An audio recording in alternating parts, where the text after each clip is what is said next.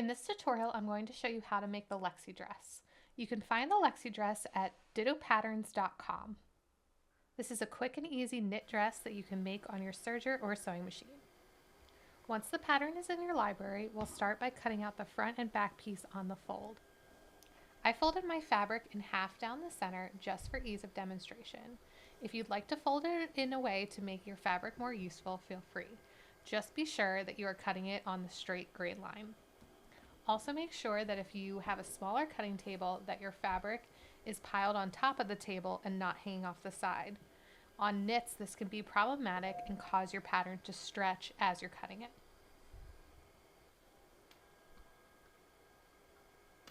Once your first pattern piece is lined up with the fold, you can use your pattern weights to hold it in place. I'm using a rotary cutter, or you can mark the pattern then cut with scissors. The piece I'm starting with first is the back piece.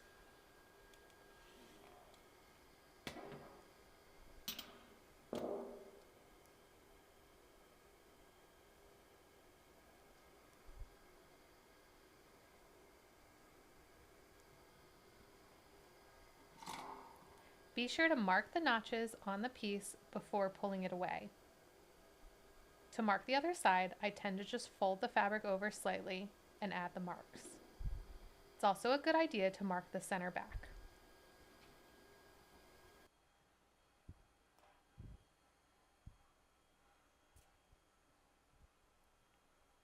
Next, we'll cut the center front.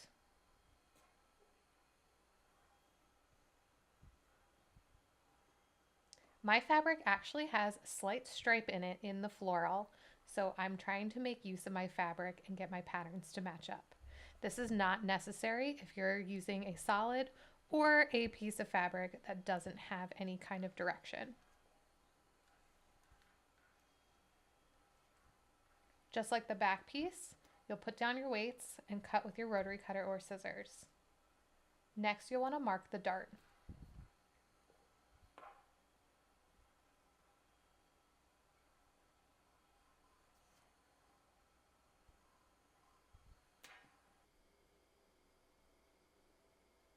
I'm now going to mirror that front piece just so I can get an accurate dart marking on the other side. Once my pattern piece is flipped, I can flip my fabric piece over and line it back up.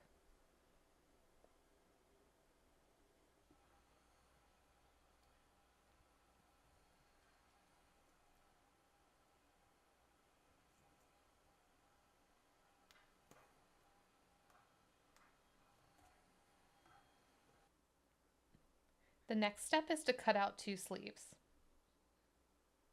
I'm using the rotate function so that I can keep my grain line consistent throughout cutting.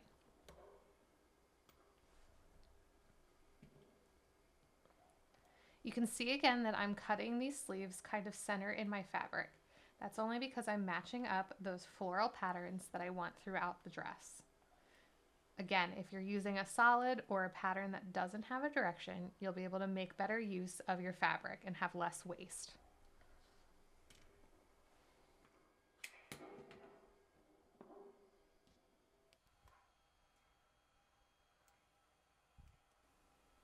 Be sure to mark the notches on both sides of each sleeve.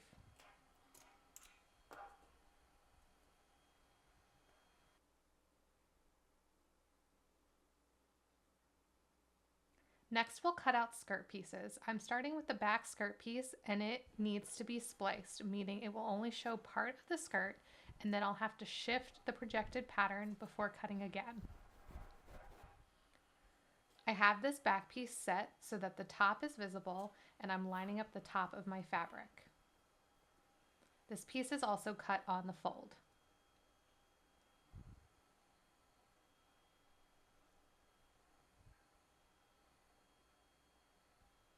Be sure you don't cut off the top or that your projection is off the fabric. Once happy with placement, use your weights to hold the fabric in place and begin cutting on the lines you see.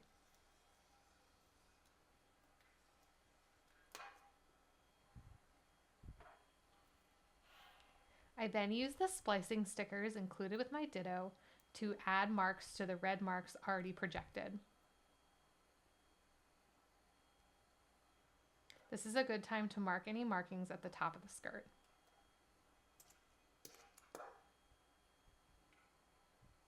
Next, I'll press that red arrow to move my projected pattern piece and then slide my fabric up to match it, using the splicing stickers as a reference.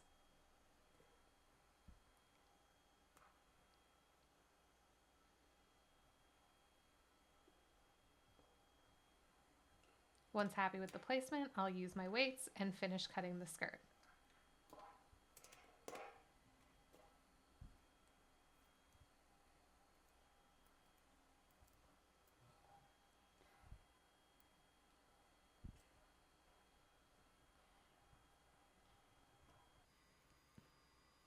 Next, we'll move on to the front skirt and repeat the process.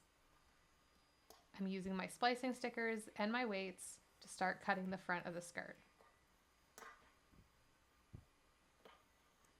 Mark your notches at the top. I also like to mark the center front and put a little F to know that this is the front piece since it looks very similar to the back skirt piece. I press that arrow and slide my projected pattern up and then use the fabric to match it. I can finish cutting out my skirt.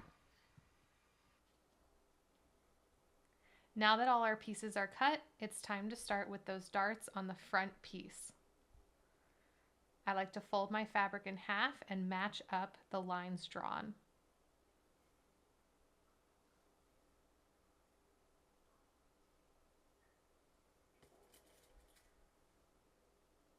I'll use pins to hold this in place along that line.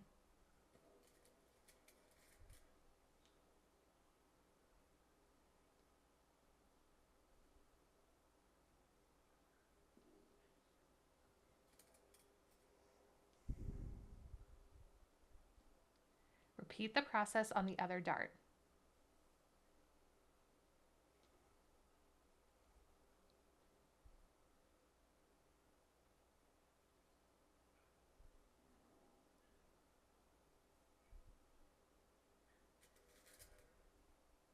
I'm flipping over my piece here because that's the direction I'm going to sew, from the side seam to the point of the dart.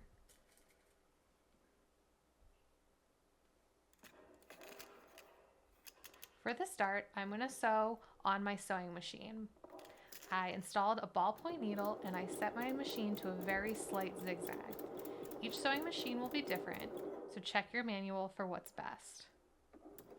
You could also use a stretch stitch if that's available in your sewing machine.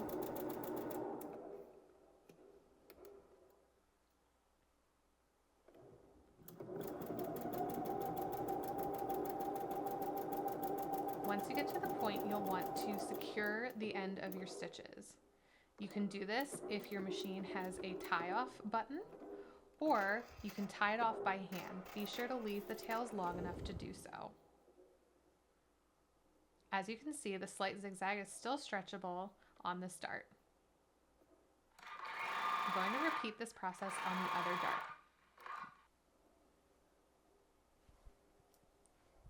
You can stitch this dart on the serger if you're trying to sew as much of the dress as possible on your serger. Be sure that your needle line lines up with your drawn dart lines. And take your time because you will be cutting off the dart itself.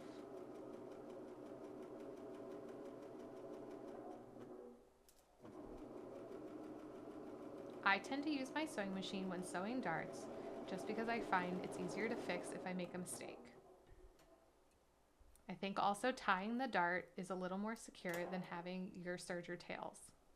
As you can see here, my serger is slightly off my line, so it's really tricky to get it straight on that line as you're sewing. If you do it this way, make sure that you tuck in the tails or you tie them. Take a moment to press the darts down towards the waist. If you hadn't done so already, you can also tie those threads of the end of your dart. Since mine are tied, I can now clip off the ends.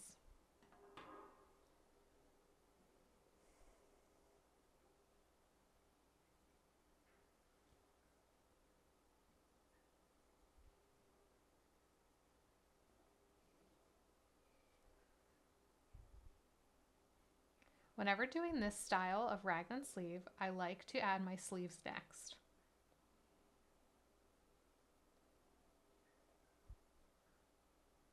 Take one sleeve and find the front. You can tell it's the front because it has one notch instead of two, and it'll be shorter than the back piece. Line it up right sides together to the front of your bodice. When pinning, I like to match up the top and the bottom and then the notches.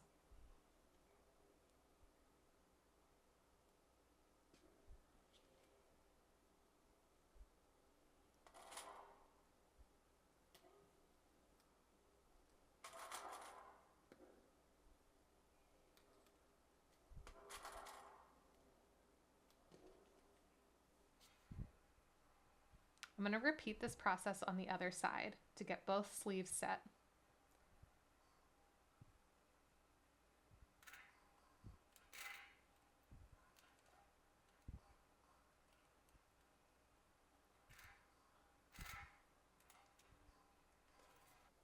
I'm going to use my serger to sew the majority of this dress. I'm using a 4-thread overlock stitch. Check your manual to see what stitches you have for stretch fabrics. This dress has a 5/8 seam allowance, so I'm cutting off the seam allowance as I sew. Take your time around curves.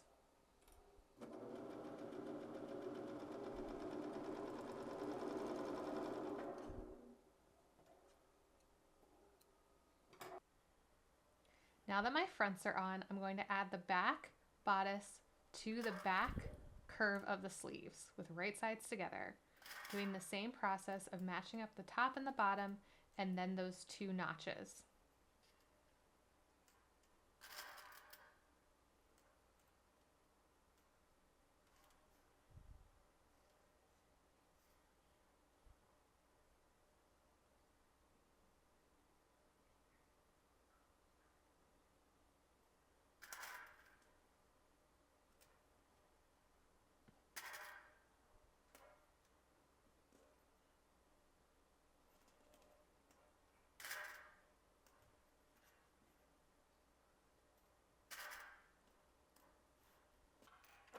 Like I said, I'm going to be sewing the majority of this dress on my serger or overlock machine. If you want to use a sewing machine, just use the settings you use for that dart, a slight zigzag or the stretch stitch on your machine. If you have more interest in sewing knits and t-shirts on your sewing machine, check out our tutorial on the Andrea t-shirt.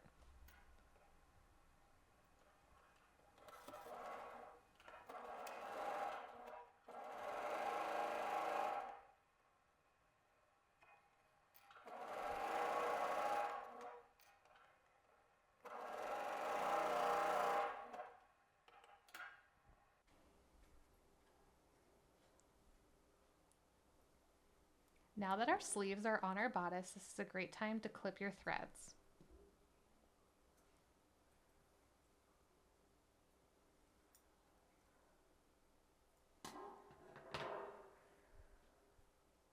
I like to add my skirt pieces next so that I can do the side seams all as one. I'm going to start with the front skirt piece. This is why I originally marked that front piece with an F. This is the back piece. This is the front piece.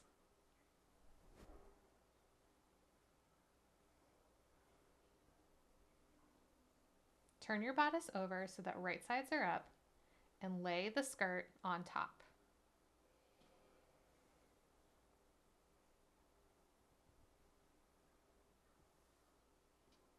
You want to match up your center front and your side seams as you pin.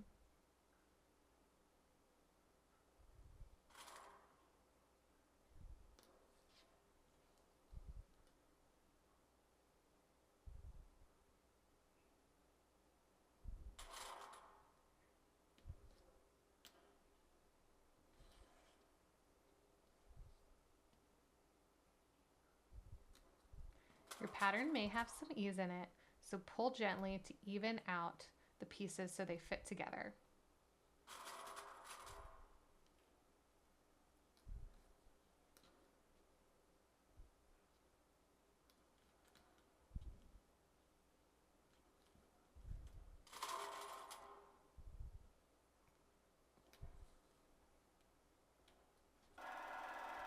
Now I'll take this to my serger and attach the two.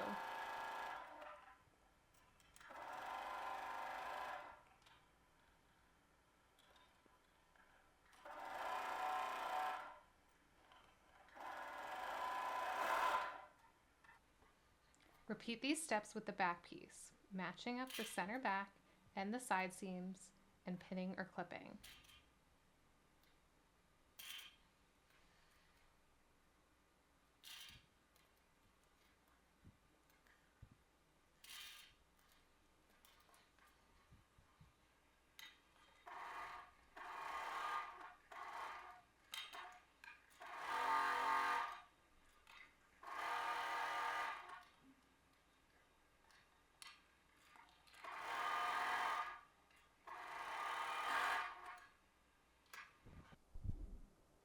With the front and back put together, right sides together, we can start lining up a side seam.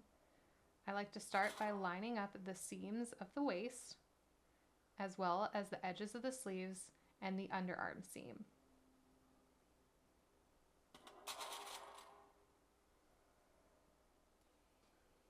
One reason that I like to put the dress together this way is that if I'd like to make any adjustments to the side seam, I can easily. Be sure when setting your dart that it is folded down and out of the way.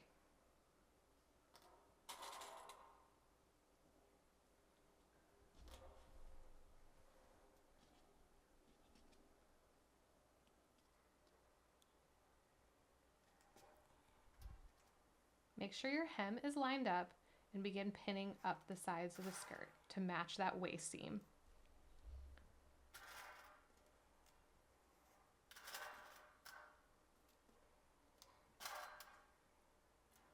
Repeat this process on the other side of your dress.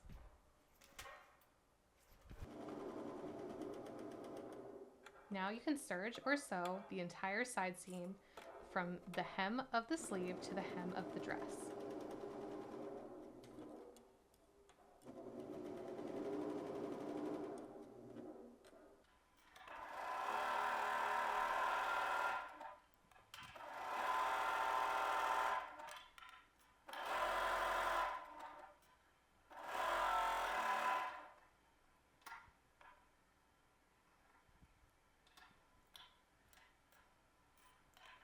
Repeat this process on the other side.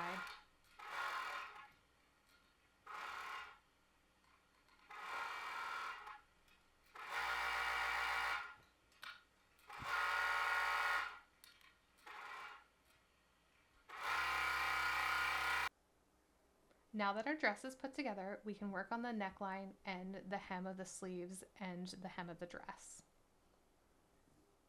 To hem this dress, I'm going to set my hem gauge to 5/8 of an inch. You could also use a ruler.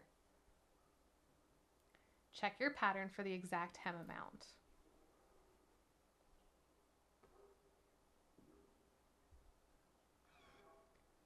I like to use the hem gauge and mark and press as I go, all the way around the hem of the dress.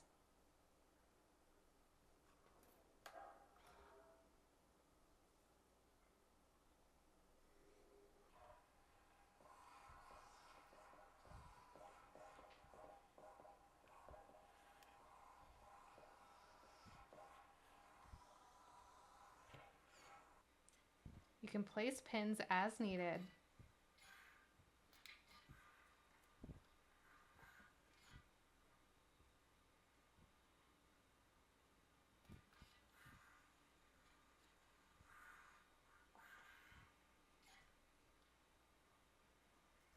You can repeat the same process on the sleeves.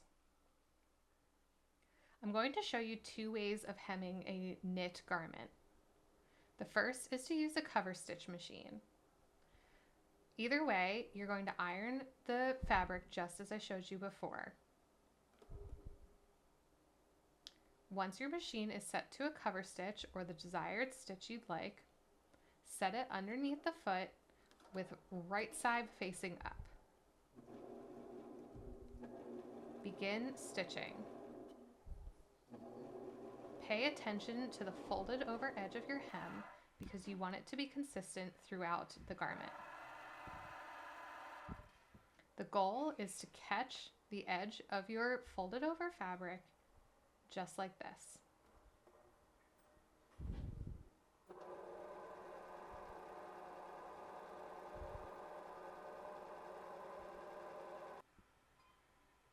I'll do the same thing on the sleeves.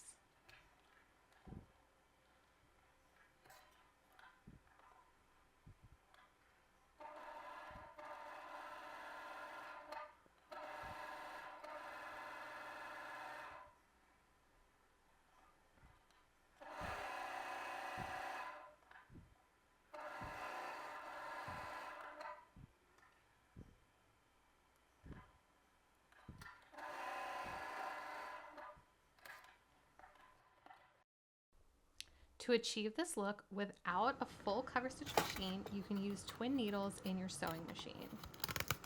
Get a twin needle that works with your sewing machine.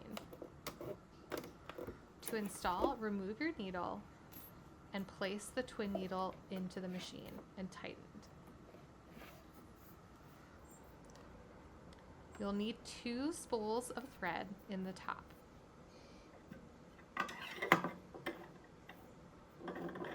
Bring the thread up and over,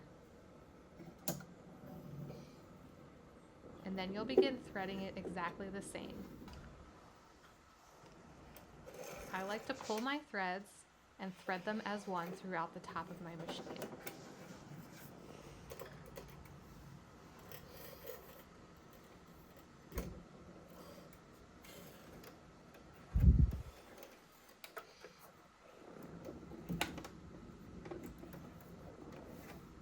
Once threaded, you'll then separate the 2 threads.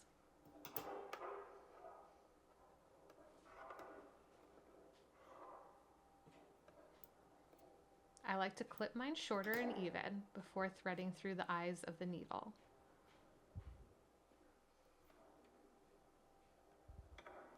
Thread one needle and then thread the other. Your bobbin stays the same when using twin needles. Be sure your threads don't get twisted up top. You may need to do some adjustments to your stitch length and tension when using a twin needle. For me, I set my length at 3 and left the tension the same. Be sure that you are on a straight stitch. Once happy with the placement of the foot, you're going to sew as you normally would, with your fabric right side up and the hem folded under as we ironed before.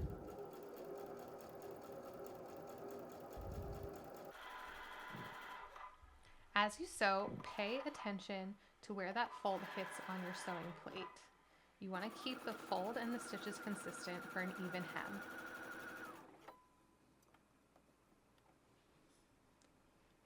Just like a cover stitch, when sewn, those zigzags will hold the fold in place in the back and you'll have 2 lines of stitching on the front. No matter how you hem, be sure to press your hem when finished.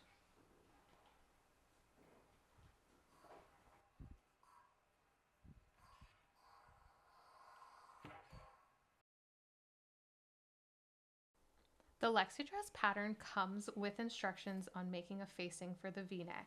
However, I wanted to show you how to make a V-neck band. Start by cutting a strip of fabric. You want your strip to be in the greatest direction of stretch. I make sure mine is long enough to cover the neckband all the way around and the width to be about 2 inches. You could make your width slightly less, but I wouldn't go much more.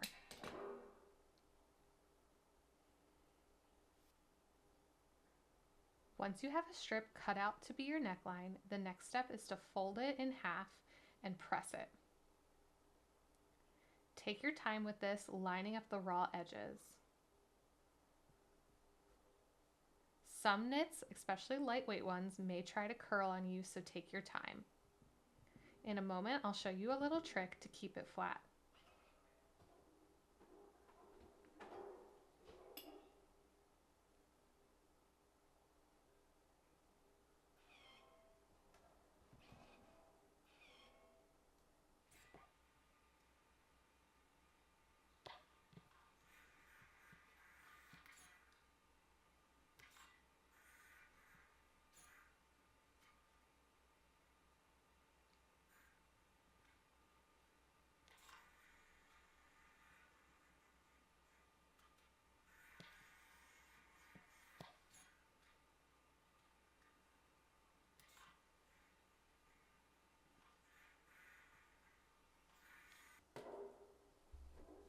If the edges of your fabric are rolling up, a great little trick is to use a bit of basting spray.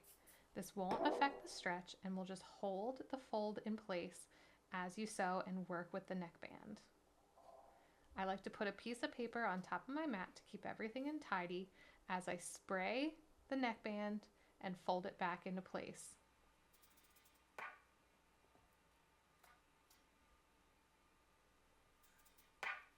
The spray is temporary and makes it really nice to work with.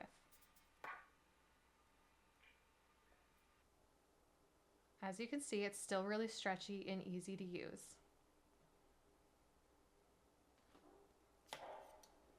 Now that our neckband is created, it's time to prep our garment. Because this dress has a 5/8 seam allowance, I want to remark a new seam allowance as well as a stitch line.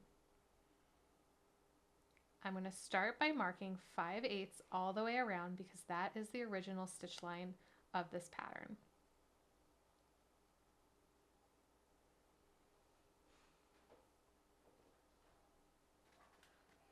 I'm using a washable marker, so once I wash this dress, all my lines will go away.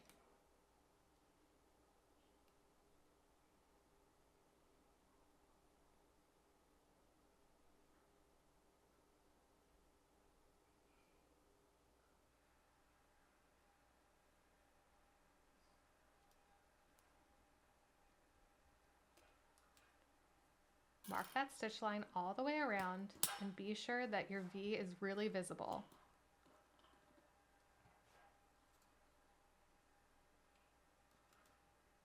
It'll be important later to be able to see that point.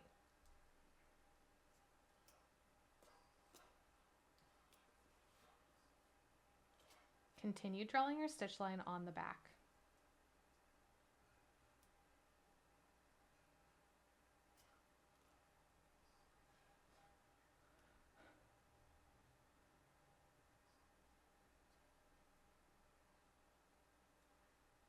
I also like to transfer my center back marking to my stitch line. Because this dress has a bigger seam allowance and I'm going to use my serger, I want to take this seam allowance down to 1/4 inch. So I'm going to use my ruler to draw a new seam allowance 1/4 inch from that stitch line we had just drawn. Do this on the front and the back.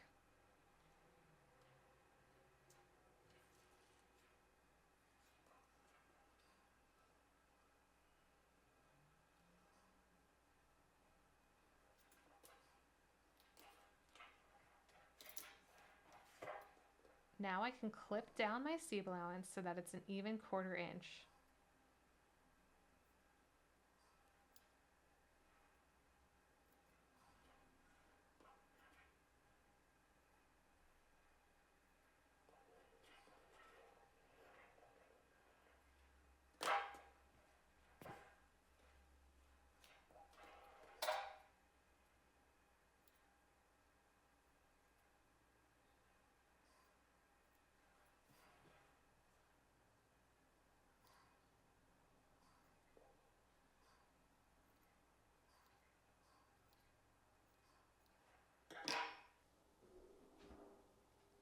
Next, we're going to figure out the length of the neckband. Mark a point on one edge of your folded neckband.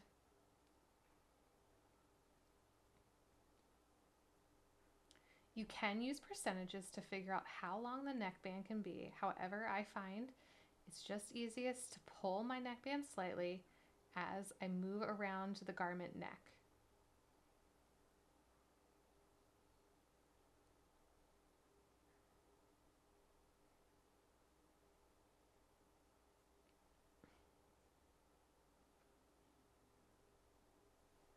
If you're going to figure out the formula for the neckband, generally on knits, a neckband wants to be 85 to 90% the length of the neck hole. For me, I found my center back on this neckband and I'm going to fold my strip of fabric in half to cut the neckband length.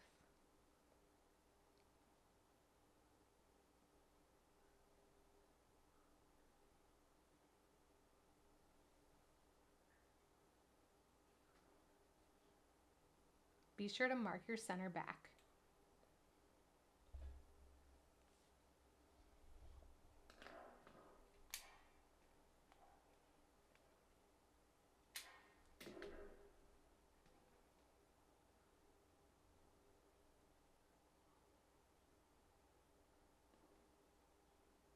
Now my neckline is prepared to be placed on the dress.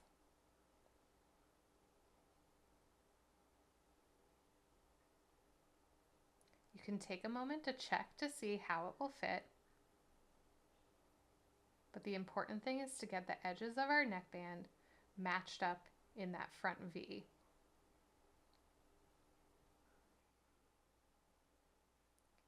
Take those edges to the sewing machine and with a straight stitch, it doesn't have to be a zigzag, stitch them together. This will just hold your pieces together as you add them to the front of the garment.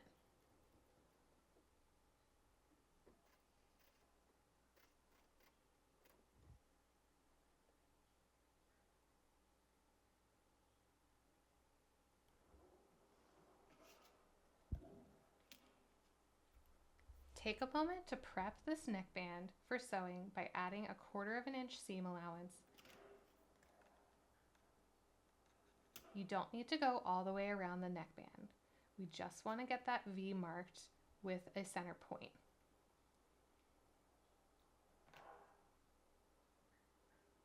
Send a pin through the back of the V and make sure it lines up with that point. Then match it to the front V you've drawn on your garment. This will give you a pivot point as you're sewing.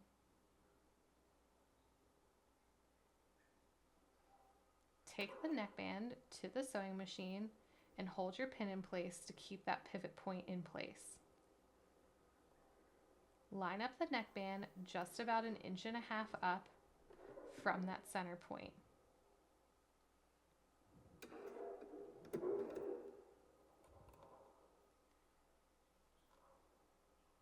Begin stitching towards that pivot point.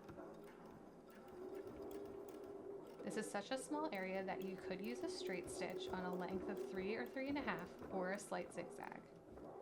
When you get to that pivot point, drop your needle in place and lift the foot.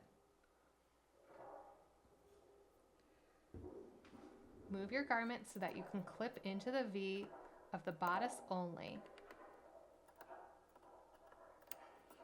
just under that neckband.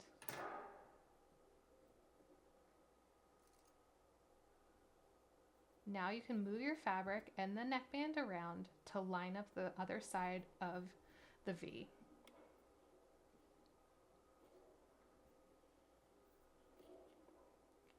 Once you're happy with placement, be sure that the garment is out of the way underneath the V and begin sewing with 1/4 inch seam allowance. The goal of this front is just to stitch past your 2 overlapping pieces of the neckband.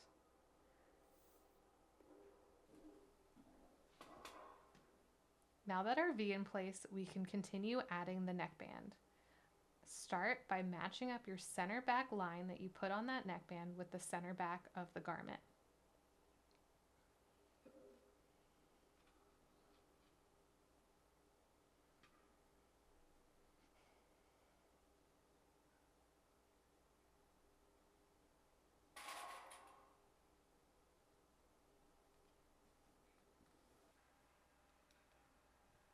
Begin pinning the neckband to the garment. You'll pull gently on the neckband to fit the garment.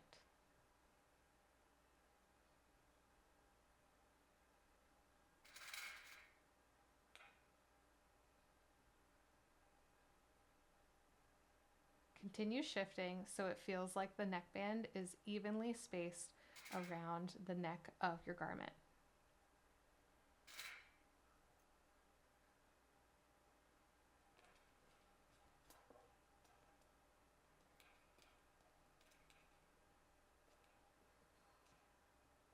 Once your neckband is in place and pinned, we can serge or sew it together. I'm going to use my serger and start on that V and just go over my stitch lines that we did on the sewing machine to start. I want my needles to just hit those original stitches. Then I'll continue around the rest of the band.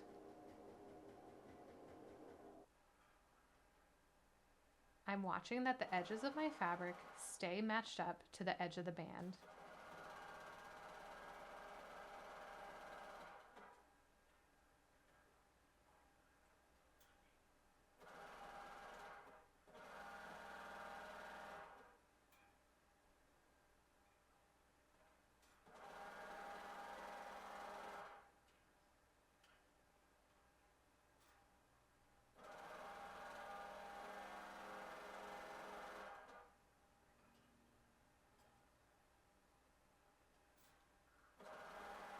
As you get close to your original stitches on the sewing machine, you want to try to match up those needles with your stitch lines.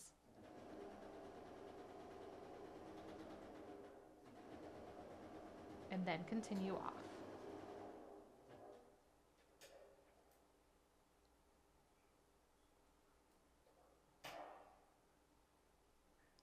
If you find your stitches are a little bit off, you can always serge back on to match up your serge stitches with your stitches from the sewing machine. This step can also be done on your sewing machine if you feel more comfortable.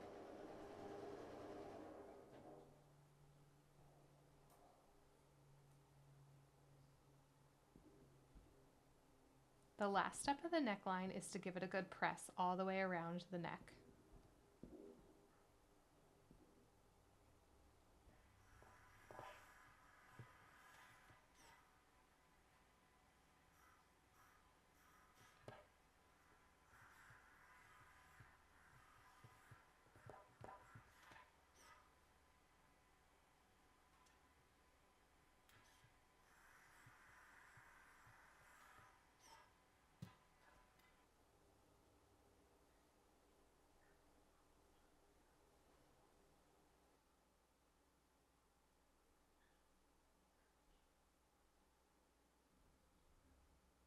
Be in the know by subscribing to our YouTube channel and joining the Ditto thread on Facebook.